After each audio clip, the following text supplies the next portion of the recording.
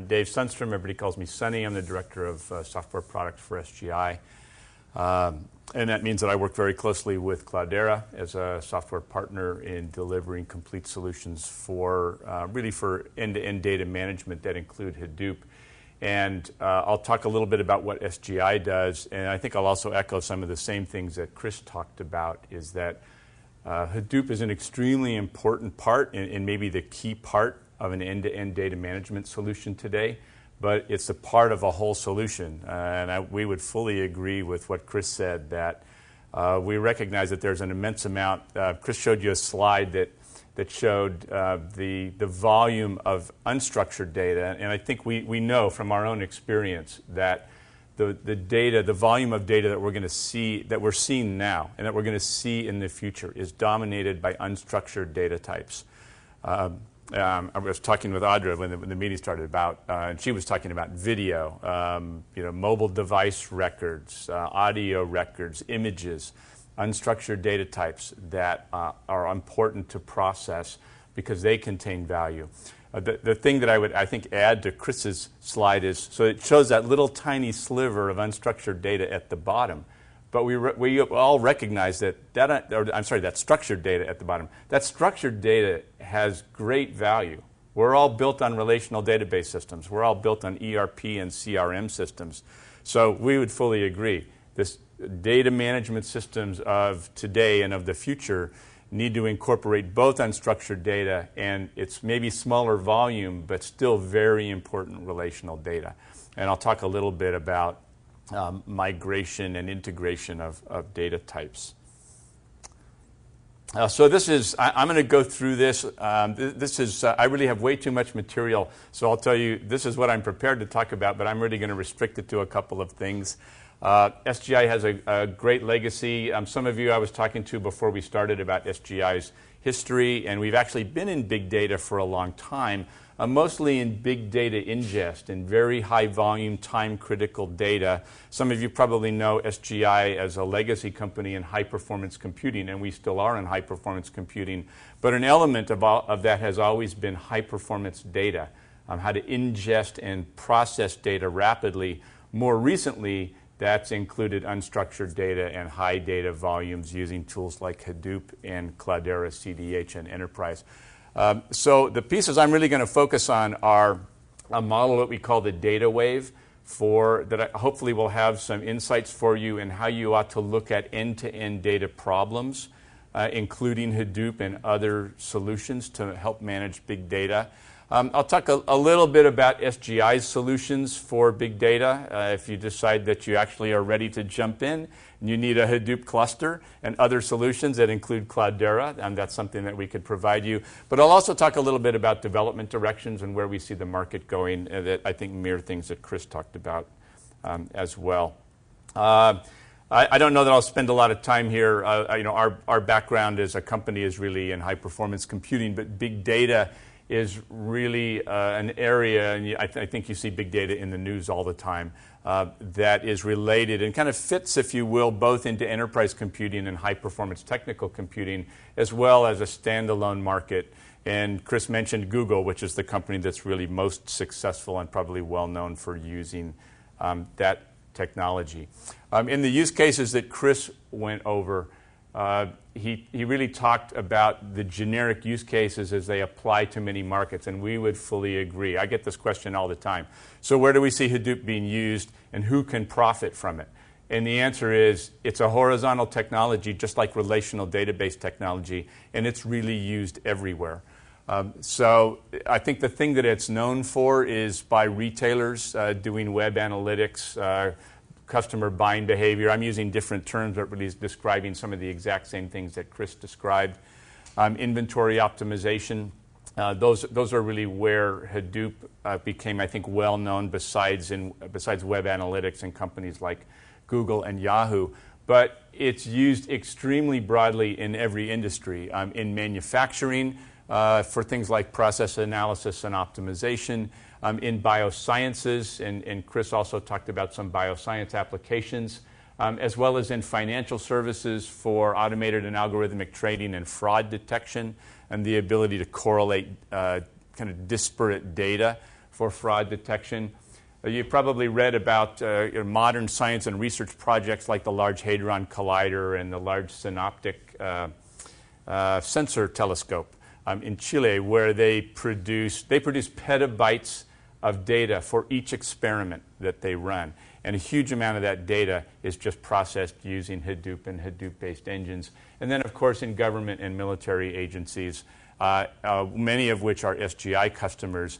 And we'd say SGI is or Hadoop is certainly ready for prime time in that it actually is used for what we'd consider truly mission-critical work. It's used by intelligence agencies for event analysis and trend analysis for operations in the field by a lot of three-letter agencies that I can't further describe, so I'll leave it at that. Chris also mentioned some of the companies that are using Hadoop, and I won't dwell on this, but many of those companies, including Google, Yahoo, Facebook, and Amazon, actually get a large portion of their servers from SGI, so you might not know SGI in the Hadoop market, but in fact, we've been a large supplier of Hadoop clusters since about the time that technology was commercialized.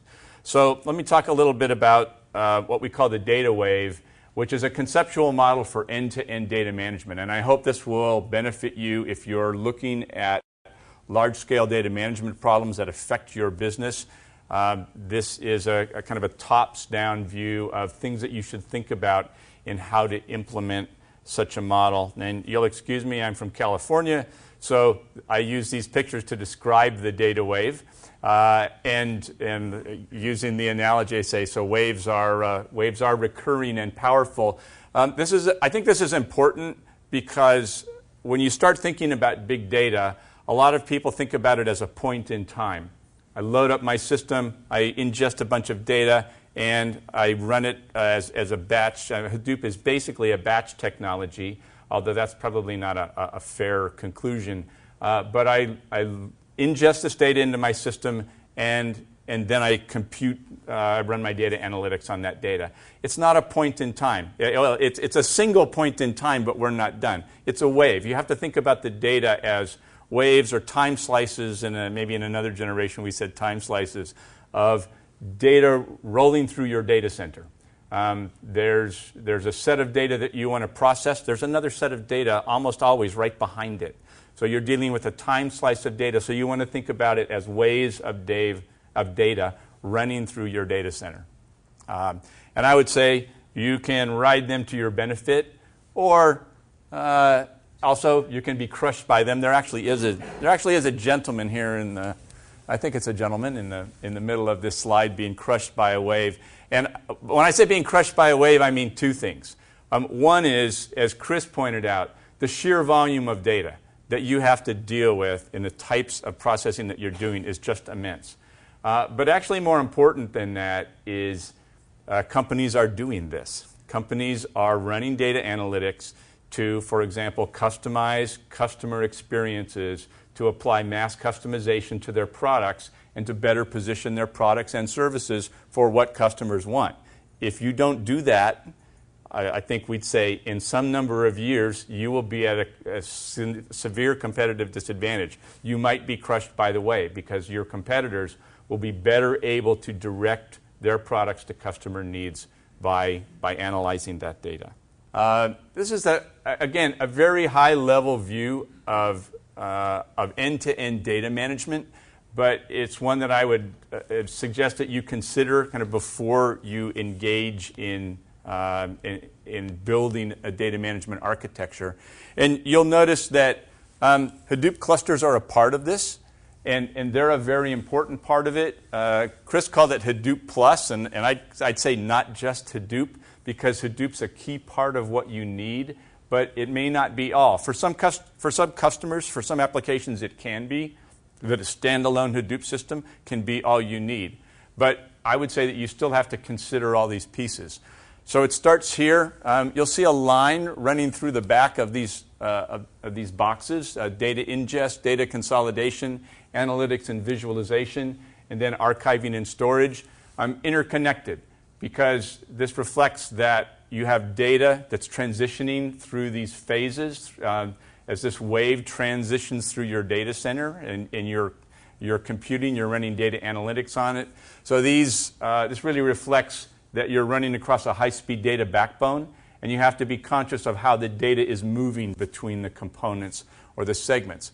So of course you start with data ingest. The data has to come from somewhere. And it's very application specific. SGI has a lot of experience in high bandwidth real-time data. Data that's coming, for example, from satellite feeds. It's very important. It's real time. You only get one chance to capture it. There's very different kinds of data feeds, though. Point of sale data, web analytics, sensor data. Some of that data is recapturable. Some of the data you don't need to capture all of it. If you're capturing, producing, running analytics across, let's say, web analytics or point of sale data, maybe you'll reach the same conclusions on 80% of the data. You don't care whether you capture it all. All those are important considerations when you think about data ingest. How much data? How fast? What type is it? How volatile is it? So you need to think about data ingest. So I say, the wave arrives. I really won't go into these, but these are different SGI architectures, different hardware architectures that are optimized to enable you to capture different types of data. So this is why you want to think about it and engage solutions architects that help you understand the type of data and what is most appropriate for you to capture that data. Then I would say we focus the wave. That's what Hadoop clusters do. And our Hadoop clusters, we built Hadoop clusters in various sizes using Cloudera software to do that. Sometimes focusing the wave is enough. That is, you run through MapReduce, as Chris described it, and the answer that you want, you focus the data set, and you produced a result with MapReduce, and the analytic result that you need is there in enough detail that you don't need to do further processing. That's not always true, however. And for complex analytics, we find that you run through Hadoop, and as I've said here, you focus the wave, but you're not actually done yet. You may want to take that data and push it into another engine. So I call these processing eddies, because you may, in fact, want to do things like you may want to push that data into memory. Take a reduced set of data with maybe a higher kind of data value per byte, if you will, and push that all into an in-memory system where you can run high-speed in-memory databases in it. You can query it in real time. You can actually run online transaction processing against it and get very quick results and let's say, customize your queries very quickly.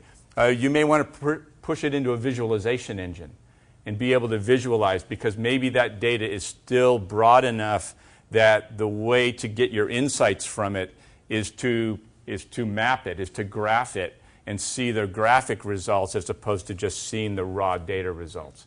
So again, you may want to push that data into different architectures so that you can do other types of data analytics, maybe database technologies or database queries and visualization. And then lastly, as this wave, as this one peak, if you will, runs through your data center, you have to decide what to do with the results. Was the data that you wanted there? Therefore, you want to retain it. Maybe you want to retain it for later analysis. That is, you want to do analysis over time, time regression. You want to compare the data with different steps in time and do further analysis. Therefore, you want to retain the data, so you need to look at storing the value. Would you push it into a disk architecture, into an archive system where you can retain it, or maybe either the result that you were looking for wasn't there, or you needed to do the analytics one time and you found what you need and it only has time value, so it's gone after this point. So I'd say you let the wave wash back out to sea. You got what you needed. You don't need to retain the data.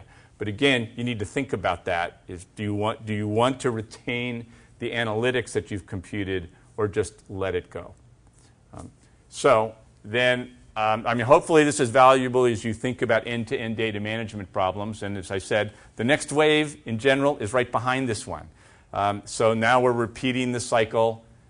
using our data ingest mechanisms and repeating through Hadoop and other processes. Obviously, this is what we do. You got a little bit of that from the previous slide, that as you then compose a system to do end-to-end data management, you have to look at all the component architectures that allow you to do that. Ingest, compute, storage, network, how you do analytics and archive, and compose all those. And I'm speaking mostly about the hardware components, but this includes the software components, as Chris talked about in the Hadoop distribution and in other software components. So I'm going to talk, I think, pretty briefly about our big data solutions, SGI big data solutions, that in fact incorporate Cloudera software. What is it that we do to help customers with their end-to-end data management problems? For those of you that are experienced and have some knowledge of SGI, this is really what we do. We say that we provide unprecedented speed and scale. We're going to push the envelope to deliver scalability and high performance. And one of the things I think Chris and I can almost guarantee you is if you look at Chris's curve about how unstructured data is growing, what you'll find is when you install a Hadoop cluster, the Hadoop cluster will scale. It will grow because most likely your data sources are going to grow, and you're going to find additional value by computing across those data sources. So unprecedented speed and scale. I won't go through this in detail. End-to-end solutions for the data wave. That's a key component of what we do in providing different technologies that enable you to do that. Something that's a little bit unique about what we offer is power-optimized Hadoop clusters. For those of you that run data centers, you know that power is one of the key costs of operating a data center. And when I first used to talk to people about power-optimized Hadoop clusters, they used to kind of snicker and make me go away. And I think I'm getting more and more attention from people because, again, Hadoop clusters scale, which means they consume power and consume significant amounts of power. And we have a power-optimized Hadoop cluster. And then lastly, something that SGI does, and that by partnering with Cloudera really enables us to do, is deliver integrated Hadoop clusters that you can kind of put in production and just run in a very short amount of time. If you go back a few years, for those of you that have been following Hadoop, I mean, some of you are new to Hadoop. If you've been following it, it's really been in the commercial marketplace for 4 or 5 years. If you would have gone back that far, you would have seen, and I think I was talking with someone before we started, that how did companies do it before Cloudera? They had an army of geeks, and I'm an engineer by education. They had an army of geeks, a little bit like Linux. When Linux became a commercially used operating system, the way you started was you had an army of geeks that knew the technology, and they built from scratch a custom distribution for you. That was the only way to do it. That's how to do it. That was how to do it 4 years ago. You could still do that. You could start from the Apache distribution and build it all up yourself.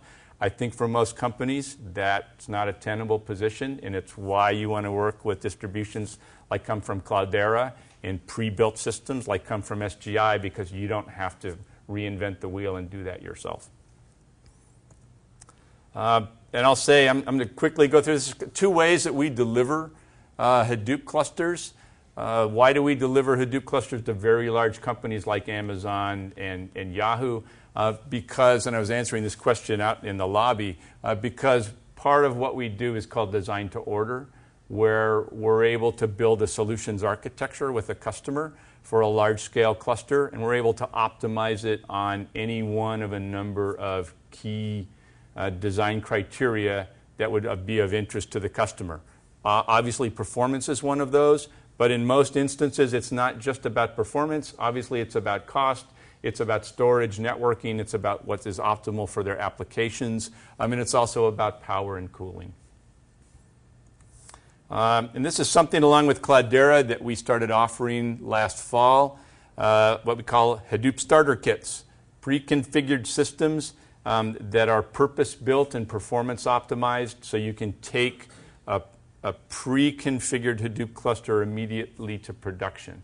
A very common way, it has been a very common way for companies to implement Hadoop clusters is to build proof of concept systems. And I think in the industry, you'll hear about proof of concept systems talked about all the time. It is still relatively new technology. Certainly much more recent than relational database technology. So proof of concepts is a way to start. And starter kits are a way to do a proof of concept with a pre-built system that's already configured for you. So if you look at an SGI Hadoop starter kit, you'd find all of these components. This is a half-rack cluster, which is a place where a lot of customers start. That's pre-built. And if you're new to Hadoop, you'll see new technologies like name nodes and job trackers and data nodes and task trackers, which are how the nodes are described in the functions that they have in a Hadoop cluster. We would say in an optimal Hadoop cluster, you want those nodes to be optimized for the function that they're performing, including things like application nodes, which are also in there. And you'll notice that we factory integrate with Cloudera. So we build those all and deliver them factory integrated. I think I talked about this. Why would you be interested in a power optimized Hadoop cluster? This is data from IDC, and the gold and the blue bars here talk about the costs in a data center of management and administration and power and cooling. And if you're running a data center, you already experienced this, which is that the capital costs of running a data center are now smaller than the combined power and cooling and administrative costs. So power becomes extremely important. And I like this slide because I think people get this slide. What's different about our cluster? If you run data centers and you've had to optimize your power in the past, anybody optimize power, and manage the power in their data centers? How have you done it? How did people usually do it? Anybody have experience with that? Turn something off. Yeah, that's the way. Thank you. That's the way you do it. The way that we've mostly done it in data centers is we turn things off, either at the node or the PDU. We simply turn servers or portions of racks off. And of course, the problem with that is when you do that, they don't always come back, or they take a long time to come back from a powered down state. Our systems run on fine-grained power management that's built on a technology from Intel, which essentially it's like a big dimmer switch stuck in the side of a cluster that allows you to turn what's called the P state. P states are really the frequency of the processors. So it just allows you to turn it down, either one node or groups of nodes or whole racks or the whole system just down from the system console. And the advantage to that is you can turn a node down, all the processes still run, and if you want to go back to full power, you just turn the switch up. There isn't really a dimmer switch in the side of the rack, but it's a good analogy. Also, along with our partnership with Cloudera, you'll find that there's a whole set of analytics and analytics applications and tool sets that you might need to apply. Hadoop is actually a horizontal technology. It's a horizontal technology like a relational database is a horizontal technology. We understand that what's important to the customer are the applications that run on top of it. We run ERP systems on top of relational database systems. It's the applications that run on top. So where do your Hadoop applications come from? Well, you can either write them. You can write them in MapReduce in the languages and technologies used to do that. Or you can use analytics technologies from other partners, and these are other partners of SGI, as well as Cloudera. Datamir, Katenga, Pentaho, Quantum4D, and there are others that build things for import-export, for the extract layer, and business intelligence, and for data modeling and visualization. So these are, again, partnerships that Cloudera and SGI has already. We supply full versions of this software, demo versions, with our Hadoop starter kits. So if you had one, you can start up and be running analytics applications kind of out of the box on your data set. I think I'll skip over that in the interest of time. And let me spend just a couple of minutes on this, and then I think we'll go to questions and answers for the rest of the discussion. So I wanted to talk a little bit then about what we see happening in Chris stole my thunder. So where we see the market going and other things that you should consider. And things that we're doing to build out Hadoop solutions that we think are most useful to customers. So part of it is the things that we ordinarily do, that SGI ordinarily does as a company, and that is providing the highest performance solutions for data management. Now, part of that is simply processors and memory, having the fastest processors and memory configurations that are appropriate to large-scale data management. So, for example, we just announced, you've probably seen Intel Sandy Bridge servers, what's called Intel Xeon E5, called Sandy Bridge in the market, were introduced. And we now have Hadoop cluster configurations built on the Sandy Bridge processors. But I think you can get the idea from the conversation and the discussion that this is mostly about data. Hadoop is both a computational model in MapReduce and a data management model through HDFS. And often it's not the speed of the processors that drive the solution, but the data volume and networking volume through the system. So we also talk here about high-performance networking. Most Hadoop clusters to date have been built with GigE technologies, but we're finding more and more technologies that are network backbone limited, that are network bandwidth limited. So we think that technologies like 10GigE is rapidly becoming a technology used in Hadoop clusters. We actually have an installed Hadoop cluster with a customer that's using InfiniBand, which is very high-speed technology, but again, they're backbone limited, and as they look at end-to-end data management, InfiniBand is what they use in their data center to promote the data flow and the data migration in their data center. And then again, the software solutions are important, the analytics solutions, and running high-performance Hadoop implementations and complete Hadoop implementations are important. So those are all things that we're working on, and you'll see from Cloudera and SGI in the future. Chris called it Hadoop Plus. I call it not just Hadoop.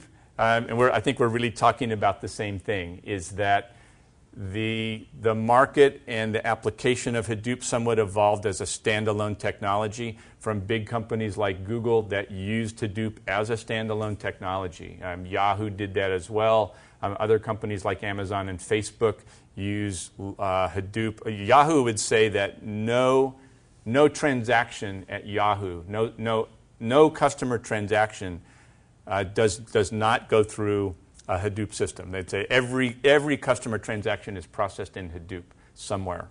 However, as Chris said, standalone Hadoop clusters are really becoming the exception, not the rule, that customers find that they have large amounts of data, important data in relational database systems, and Hadoop can actually process multiple data types. It can take data processed in from relational systems as well as unstructured data. We were talking about a use case that I saw with a customer in Toronto, where they had 3 different departments. We were describing this today. 3 different departments in a company that had a very relatively large company that had 3 different relational database systems, all the same relational technology, but individual databases.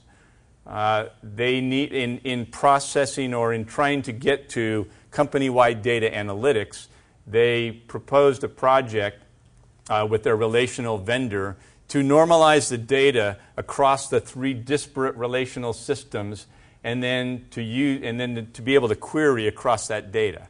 The original cost for that was many millions of dollars and like 6 months to implement the different relational systems. They took the data. Somebody else came up with a better idea. They essentially extracted the data from the relational systems, piped it all into a Hadoop cluster, and in a month they were done. So not a single portion of that data was unstructured. It was all relational data in its original form, but it was all able to be processed using Hadoop much faster, much cheaper, much quicker than normalizing the data across disparate relational systems. If you work with relational systems, I'm sure you could recognize the problems in doing that. So not just Hadoop, unstructured and relational data ingest, which means how you do that, and the software connectors that enable you to do that are important.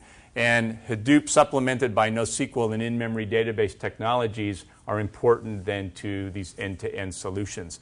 And therefore, what we're also looking at with Cloudera and other companies is totally integrated solutions. You have to look at your data integration, how you integrate these different forms of data, and what your overall workflow and your data migration between different points in your data model is. And I think that's a summary slide of what we think our primary values in delivering to the market are. So thank you. That's the end of my presentation.